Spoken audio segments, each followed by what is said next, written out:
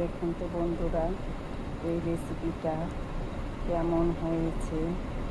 এটা কিন্তু ডিম আর মসুর ডাল দিয়ে এভাবে যে খেতে এত ভালো লাগে, বা একটা দুর্দান্ত রেসিপি বলার বাহিরে।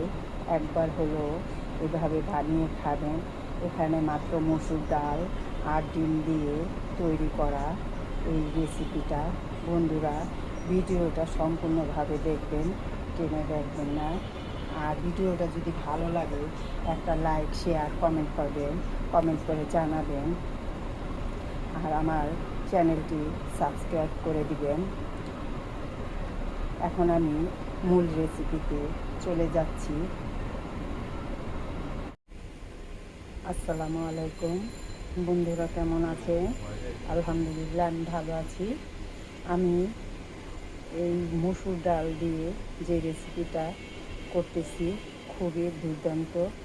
এখানে মসুর ডাল নিয়েছি, আর দুটো কাঁচামরিচ নিয়েছি, মসুর ডালের সাথে বেটে নিব, আর সাথে পেঁয়াজটাও বেটে নেব। এখানে কিন্তু আদা, রসুন এটাও দেওয়া যেতে পারে, কিন্তু আমি পেস্ট আছে সেজন্য সেটাই দিব। এজন্য এখন আমি এটা পাটায় বেটে নিব, কারণ কি পাটায় বেটে নিলে ডালটা পাতলা হবে না, ঘনত্ব হবে। আর ব্লেন্ডার করলে একটু পানি লাগে, একটু পাতলা হয়ে যায়, তাই আমি পাটায় বেটে নিব। সাথে নিয়েছি 3টি ডিম। এখানে 3টি ডিম আমি ভেঙে নিয়েছি। এখন আমি পাটায় ডালটা বেটে নিচ্ছি। দেখুন, আমি ডালটা কিন্তু বেটে নিয়েছি, আর একটু শক্ত করে বেটে নিয়েছি। এখানে কোনো পানি ইউজ করি নেই, যেহেতু ডিমে কিন্তু পাতলা অংশটা আছে, সেজন্য। এখন আমি ডিমের ভিতর ডালটা দিয়ে দিব। দিয়ে দেবো একটু আদা আর রসুন বাটা, হলুদের গুঁড়ো, মরিচের গুঁড়ো একটু কমে দিলাম, যেহেতু কাঁচামরিচ দিয়েছি সেজন্য একটু মরিচের গুঁড়ো কমে দিয়েছি। আর এখানে দিয়ে দেবো একটু জিরা গুঁড়ো, দিয়ে দিব ধনিয়া গুঁড়ো, দিয়ে দেবো একটু ধনিয়া পাতা। আর এখানে কিন্তু পেস্টটা একটু পাতলাই হবে, দেখুন, কিন্তু একটু ঘনত্ব করতে হবে। দিয়ে দিব স্বাদ অনুযায়ী লবণ।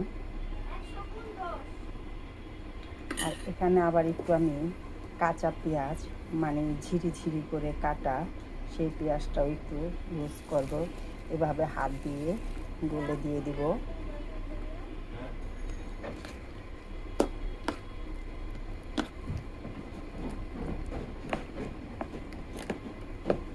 এখানে যেহেতু জিনিসটা একটু পাতলা হয়েছে, দেখতে পাচ্ছেন ডিমের কারণে, সেজন্য আমি এখানে একটু বেসন ইউজ করব। 1 চামচ, গোল চামচের 1 চামচ পরিমাণ বেসন দিয়ে দিলাম। এখন এটা ভালো করে একটু মিশ্রণটা মাখিয়ে নেব।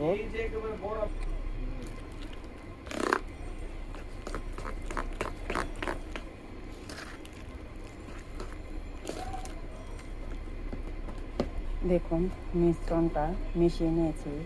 এখন আমি এটা ভাজার জন্য চুলায় চলে যাব। দেখুন, কড়াইতে কিন্তু তেলটা দিয়ে দিয়েছি, আর তেলটা কিন্তু গরম হয়ে গেছে। এখন আমি চামচ দিয়েই ছোট ছোট করে বড়ার মতো বানিয়ে নিব। একটু ফাঁকা ফাঁকা করে দিতে হবে। এখন দিয়ে দিয়েছি, এক পিঠ লাল হয়ে গেলে উল্টিয়ে দিব। দেখুন, আমি এখন একটু একটু করে উল্টিয়ে দিব।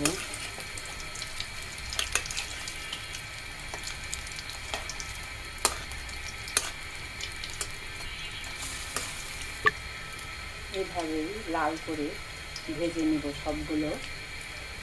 দেখুন, ভাজা হয়ে গেছে। এখন আমি এগুলো উঠিয়ে নিব। দেখুন, সবগুলো ভাজা হয়ে গেছে। এখন আমি এটা রান্না করব। এখানে তেলটা দিয়ে দিয়েছি। এখন আমি পেঁয়াজের বাটাটা দিয়ে দিব। পেঁয়াজটা কিন্তু একটু ভালো করে ভেজে নিতে হবে, যাতে কোনো কাঁচা ভাব না থাকে। দেখুন পেঁয়াজটা কিন্তু ভাজা ভাজা হয়ে গেছে, আর চতুর্দিকে তেল উঠে গেছে। এখানে কিন্তু আর পানি নেই। এখানে দিয়ে দেবো আদা আর রসুন বাটা। এটা দিয়ে একটু ভালো করে কষিয়ে নিতে হবে। এখন দিয়ে দেব মশলা। আমি এখানে হলুদ, মরিচ, ধনিয়া গুঁড়ো, জিরা গুঁড়ো পানি দিয়ে একটু পেস্ট করে নিয়েছি। এটা এখন দিয়ে দিব। দিয়ে দেব স্বাদ অনুযায়ী লবণ। এখানে এখন একটু পানি দিয়ে, বাটিটা ধুয়ে পানি দিয়ে দিলাম। মশলাটা আরও ভালো করে কষিয়ে নেব। এখন আমি একটা ঢাকনা দিয়ে ঢেকে রাখবো।